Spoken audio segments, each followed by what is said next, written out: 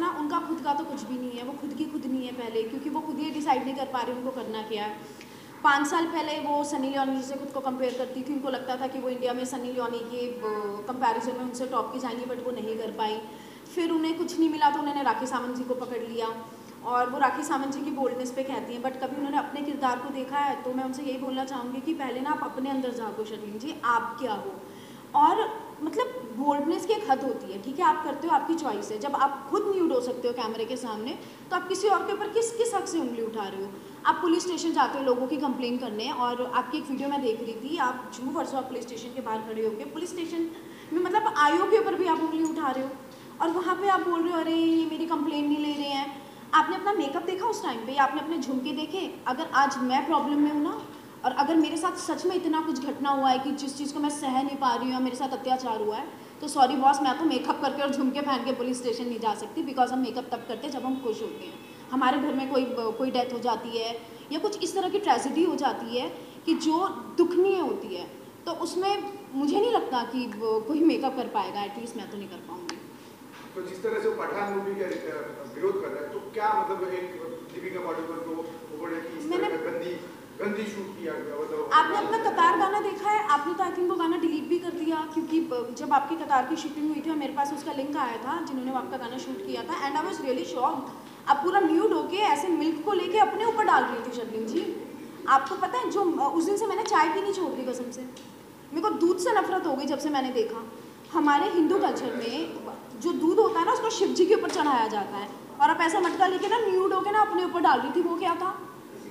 उनसे तो कहीं बेहतर है दीपिका जी से तो, और आप किसी से तो खुद को कंपेयर करो मत, क्योंकि अब आपके पास काम नहीं, आप मार्केट से आउट हो गई हो, तो आपको लगता है चलो मैं इसके बारे में बोल के कंट्रोवर्सी में आ जाऊंगी, मैं उसके बारे में बोल के आ जाऊंगी। और हर कदम कदम पे एफआईआर। एक काम करो ना, पुलिस स्टेशन अपने घर ही खुलवा लो, घर के बगल में। मैं तो कहते पुलिस स्टेशन खुलवा लो, तो आपको आने जाने के लिए भी टाइम नहीं होगा, फिर वहाँ जाके आपको मीडिया को बुला के इन चीज़ों को हाईलाइट करने के लिए भी नहीं होगा। और आप ये बोलती हैं कि अरे मेरे साथ इतना अत्याचार हो रहा था, आम लड़कियों के साथ तो पता नहीं क्या क्या होता होगा, मैं एक सेलिब्रिटी हूँ। तो पहली बात, आप सेलिब्रिटी नहीं हैं, आप सिर्फ कुछ स्टंट कर रही हैं जिनसे आप सेलिब्रिटी बनना चाहती हैं, बट आप नहीं हैं। और प्लस आपका आज तक मतलब कामासूत्र 3D में भी आप न्यूड थी। मैं आपकी कोई भी चीज़ फैमिली के साथ तो छोड़िए, अकेले में भी देखना पसंद नहीं करती। और राखी जी को तो मैं अपनी फैमिली के साथ बैठ के देखती हूँ, क्योंकि उनसे ना मुझे एनर्जी मिलती है, हंसने का मौका मिलता है। वो चुलबुली हैं। अभी लास्ट ईयर आई थिंक जब वो बिग बॉस के गेट के बाहर सुपरमैन बन के खड़ी थी कि नहीं राखी जी कि मुझे बिग बॉस ले लीजिए, बिग बॉस ले लीजिए, तो वो हंसाती हैं, वो इंटरटेन करती हैं, और वो जैसी अंदर से वैसी बाहर से हैं। वो आपकी तरह नहीं है कि ऐसे ऐसे करके वो अंदर से कुछ और हरकतें कर रही होती हैं और बाहर वो कुछ और किरदार निभा रही होती हैं। मैंने कभी राखी जी को डेली लाइफ में न्यूड कपड़े पहनते हुए नहीं देखा, मैंने कभी राखी जी को ओपन क्लीवेज पहनते हुए नहीं देखा। आप तो उस चीज़ से भी नहीं सक्सेस पा रही हो। आप सनी लियोनी से कभी कंपेयर करती हो, कभी आप दीपिका जी के बारे में बोलने लग जाती हो, कभी आप शाहिद खान जी के खिलाफ जाके एफआईआर करती हो। आप हो कौन? आप हो कौन? आप कुछ भी नहीं हो। तो अभी और एक कंट्रोवर्सी है उर्फी जावेद जी। उर्फी जावेद ने तू पर कंप्लेन किया शबनम शेख ने। बिल्कुल। तो देखा क्या करना चाहिए? क्यों मतलब इस तरह के लोग क्यों उर्फी के पीछे पड़ जाते हैं? क्योंकि उर्फी का मुझे स्टाइल बहुत पसंद है। मैंने उनका एक वीडियो देखा था कि वो ऑटो में जा रही थी, उन्होंने ऑटो का चेन खींचा और इससे उन्होंने ड्रेस बना लिया। तो ये दिमाग की बात है। तो जिन लोगों के पास दिमाग नहीं होता ना, वो क्या करते हैं कि जो लोग अपना दिमाग लगा के या सक्सेस की तरफ, टैलेंट की तरफ बढ़ रहे होते हैं, वो उनके पीछे पड़ जाते हैं, क्योंकि अपना टैलेंट तो कुछ है नहीं आपके पास। और अगर आप लोगों को मौका मिल जाना, तो सबसे पहले आप कपड़े उतारोगे कैमरे के सामने, बट आप लोगों को कोई देखने में इंटरेस्टेड नहीं है। तो उर्फी जी जो कर रही है वो बहुत अच्छा कर रही है अपनी लाइफ में। उनकी ड्रेसेस को देख के मैं इम्प्रेस होती हूँ। आई विश जिस दिन मेरी बॉडी उर्फी जी जैसी होगी, अब मुझे मौका मिलेगा कभी लाइफ में, तो मैं ज़रूर उनके स्टाइल को फॉलो करना चाहूँगी, क्योंकि वो टैलेंट है जीता जागता। आज तक उनकी एक भी ड्रेस किसी से उन्होंने देख के इंस्पायर होकर नहीं बनाई है, लोग उनको इंस्पायर होकर चीज़ें देखते हैं।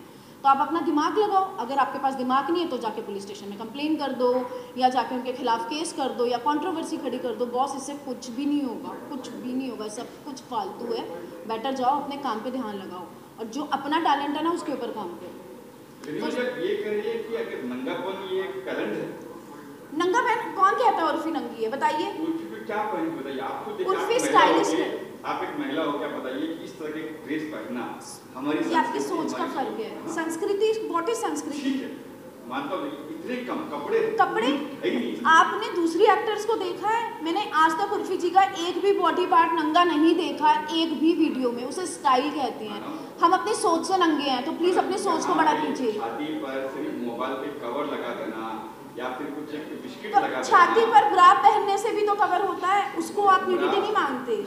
और मुझे लगता है कि जितने लोग उंगली उठाते हैं ना, सबसे ज्यादा वही जाके देखते हैं। जब मैं अपने प्रोफाइल पे सूट में फोटो डालती हूँ तो मुझे 2000 लाइक आते हैं। मैं एक बोल्ड फोटो डाल दूँ, उसके ऊपर 25,000 लाइक आते हैं। क्यों?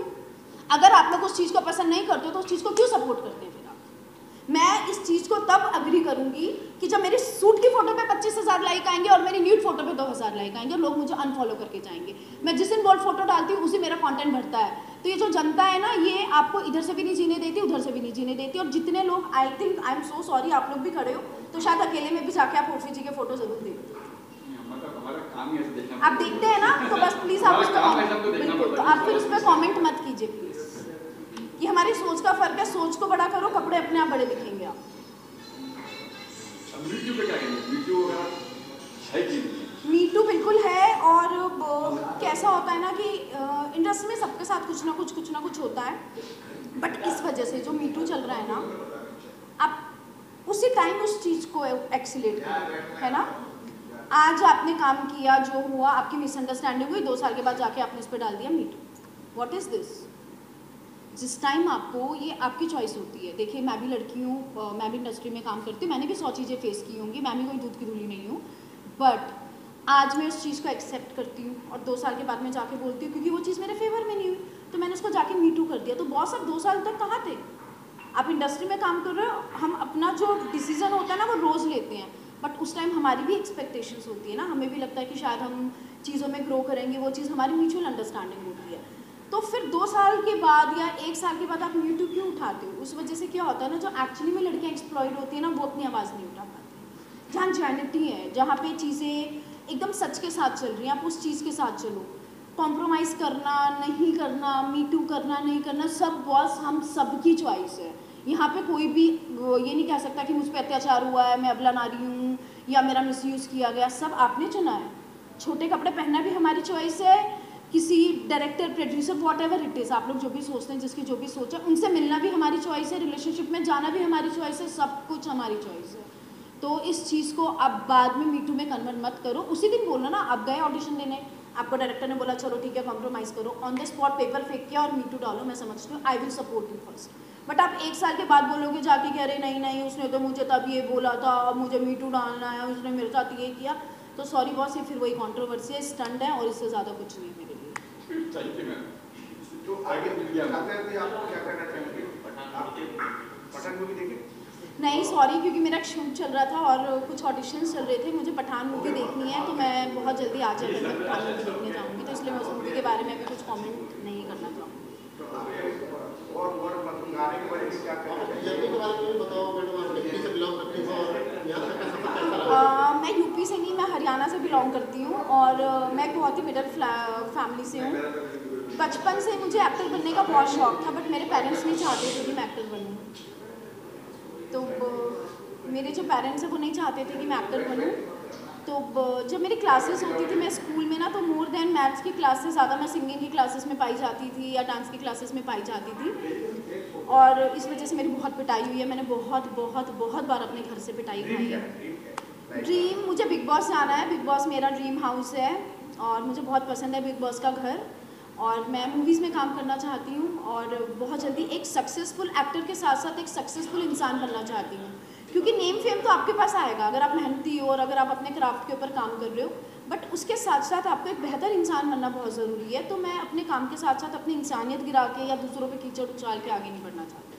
Thank you so much. चलिए, बहुत बढ़िया, मस्त पूरा कंटेंट हो गया हमको मिला? चला मिल गया। 2-4 महीने तुम लोग आराम करते रहना और कुछ करना ही नहीं। हाय, मैं दिलीप से।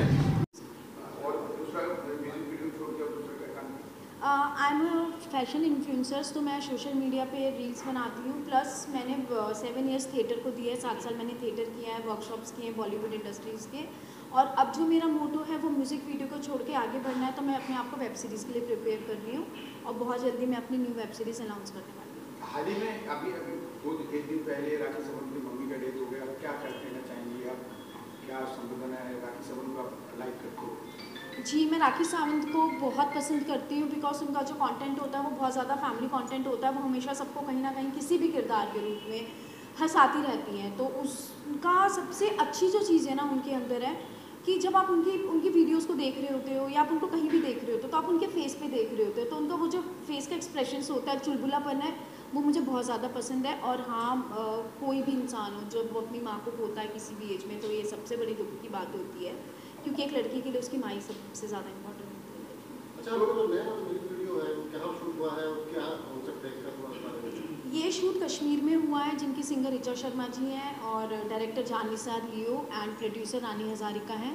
हमने ये गाना 1 साल पहले शूट किया था कश्मीर में और बहुत ही अच्छा एक्सपीरियंस रहा मेरी लाइफ का, क्योंकि हमने गाने को 10 दिन के अंदर शूट किया था, बहुत आराम से, कोई जल्दी नहीं थी हमें, और हमने इसी बहाने पूरे कश्मीर को एक्सप्लोर किया, घूमा, वहाँ के कल्चर को जानने की कोशिश की। तो एक चीज़ मुझे बहुत मतलब जब मेरे पास इस म्यूज़िक वीडियो का ऑफर आया था तो मेरी फैमिली ने मुझे मना कर दिया था कि नहीं रिद्धिमा कश्मीर नहीं जाना, बिकॉज जनरली फैमिलीज़ के दिमाग में रहता है नहीं कश्मीर जा रहे हैं, वहाँ के लोग पता नहीं कैसे होंगे, या वहाँ पे बमबारी होती रहती है, गोलीबारी होती रहती है। बट ऐसा सच में कुछ नहीं था। जितने ज़्यादा प्यार मुझे कश्मीर में लोगों से मिला ना, जितने ज़्यादा वो लोग स्वीट है, इतने मैंने ऑल ओवर वर्ल्ड में कहीं पे भी लोगों को नहीं देखा। They know how to they the hospitality, they know the culture, they follow each and every sweetness, kindness with core of the heart. Next अब मैं म्यूज़िक वीडियो ऑफकोर्स अगर मुझे कोई बहुत अच्छी अपॉर्चुनिटीज़ मिली बहुत अच्छे सिंगर्स के साथ, जैसे मेरे फेवरेट मेरा हमेशा से सपना रहा है मिका जी के साथ काम करने का, तो मैं ज़रूर करूँगी। नहीं तो मोस्टली मैं वेब सीरीज़ के लिए जाना चाहूँगी, क्योंकि I want to go 1 step ahead in my life. कोई सिंगर कौन है इसमें? ऋचा शर्मा जी। हाँ जी। तो क्या एल्बम का नाम क्या है? एल्बम का नाम है वे दिल जानिया। पंजाबी? नहीं, इट्स अ हिंदी सॉन्ग, और ये सॉन्ग दीदी जो हैं उनके बहुत ही करीब रहा है ये सॉन्ग, क्योंकि उन्होंने खुद ही कंपोज किया है और उन्होंने शूट को बहुत दिल से किया है, और बहुत ही प्यारा सॉन्ग है गाइस, तो प्लीज़ जाके ज़रूर देखिएगा, क्योंकि उसमें जो एक शॉट लिया गया है वो बहुत ही खूबसूरती और बहुत ही नज़ाकत के साथ लिया गया है। और मतलब शूटिंग के दौरान ऐसे कुछ घटनाएं हुई, मतलब जो आप बोलना चाहेंगे? हाँ, मुझे जब मैं वहाँ पे पहुँची कश्मीर में और एक रूम में ऋचा दीदी थी, तो मुझे बहुत डर लग रहा था। मतलब मुझे ऐसा लग रहा था कि मैं कैसे जाऊँगी, उनसे कैसे बात करूँगी, और तो पर जब मैं उनके पास गई और मैंने बहुत प्यार से जाके एकदम उनके फीट को टच करके बोला हेलो दी, तो उन्होंने मुझे ना एकदम से गले लगा लिया, तो मैं इतने कंफर्ट जोन में आ गई। और जो सबसे टची मोमेंट था वो ये था कि सुबह मॉर्निंग में ना मुझे ऐसे ब्रीड्स बनाने थे अपने बालों को, जो मेरा लुक था, और मुझे बिल्कुल नहीं पता था कि कैसे मैं ब्रीड बनाऊँ। तो ऋचा दीदी ने मुझे अपने पास बुलाया और मेरी उस ब्रीड बनाने में मुझे हेल्प की, और बहुत ही प्यार से, मतलब इतने प्यार से उन्होंने बच्चों की तरह हमें ट्रीट किया। तो हमें कहीं भी ये फील नहीं हुआ कि हम अपने किसी सीनियर के साथ काम कर रहे हैं। मतलब इट वाज लाइक कि हम अपने घर के अंदर एकदम फैमिली कंफर्ट जोन के अंदर काम कर रहे हैं। तो दूसरे थोड़ा आप बोलने में माहिर हो और आप डरती नहीं हो, लेकिन जिस तरह से राखी सावंत और जिस तरह से छड़ी। नमस्कार जी, अस्सलाम वालेकुम, जय महाकाल। मैं संगीतकार दिलीप सेन, और आज आप सबको बताते हुए बड़ी खुशी हो रही है कि ऋचा शर्मा जी का एक बहुत प्यारा एल्बम आ रहा है वे दिल जानिया, जिसमें मेरे साथ ये हमारे सुपरस्टार मॉडल है, इनके ऊपर ये गाना पिक्चराइज हुआ है। और ऋचा शर्मा जी के लिए मैं इतना ही कहूँगा कि आज की इंडस्ट्री में ये बहुत ही उम्दा कलाकार है, बहुत ही प्यारी सिंगर है, इनका एक अपना अलग स्टाइल है, और इन्होंने जितना भी काम किया है ऋचा शर्मा जी ने दुनिया में हट के किया है, और वाकई में ये एक बहुत ही होनहार कलाकार है। तो मेरी तरफ से ऋचा जी को और इनकी पूरी टीम को बहुत बहुत बधाइयाँ, और सारी टीम के साथ साथ जो ये मीडिया आई है इनको भी बहुत बहुत धन्यवाद कहना चाहूँगा कि आप लोग समय समय पे आके हम लोगों को कवरेज करते हैं और बड़ी प्यारी प्यारी कवरेज देते हैं, और दुनिया तक ये म्यूज़िक सुनने के लिए हमारे को ले जाते हैं, दिखाते हैं। तो मैं आप लोगों का बहुत बहुत शुक्रगुजार हूँ, और दोस्तों, भाइयों, बहनों, और जो मेरे चाहने वालों, जो मेरा संगीत सुन के मुझे दुआएं देके इस मुकाम तक पहुँचाया है, तो आप सब भी वे दिल जानिया म्यूजिक सुने, सब्सक्राइब करें, लाइक करें, शेयर करें, और हमारी मॉडल जी को भी आगे बढ़ाएं। Thank you sir. अब मेरे लिए कुछ बोल दो दिलीप सेन, क्या है? हाँ, उनका शुक्रिया कीजिए मैम। दिलीप सेन। हाँ जी, मैं सबसे पहले तो आपका शुक्रिया करना चाहूँगी। Thank ji. You so much कि आप अपना काम छोड़ के मेरे लिए आए। जी और अब जैसे आए ना तो सब कुछ मीडिया कैमरा छोड़ के मेरी आपके ऊपर नज़र चली गई थी, सारी मालाओं के ऊपर। जी, बहुत तो अच्छा। अब मैं इनका राज तो ज़रूर आपके साथ एक दिन बैठ के जानना चाहूँगी कि हरी से एक माला के पीछे का रीज़न क्या है। जी वो तो है, सब दुआओं के, ये मालाएं नहीं है, ये दुआएं है, प्यार है, आशीर्वाद है और भोले की कृपा है। फ्यूचर में मैं चाहूँगी कि मैं बहुत जल्दी आपके साथ काम करूँ। बिल्कुल करेंगे और बहुत बहुत धन्यवाद। और मैं इसके लिए वसीम जी को और नज़मा जी को बहुत बहुत बधाइयाँ देता हूँ कि उन्होंने मुझे याद किया, और मीडिया को भी बहुत बहुत बधाइयाँ देता हूँ कि उन्होंने मुझे कवर किया। बहुत बहुत शुक्रिया। नमस्कार। जय महाकाल। जय महाकाल। जय माँ। आप महाकाल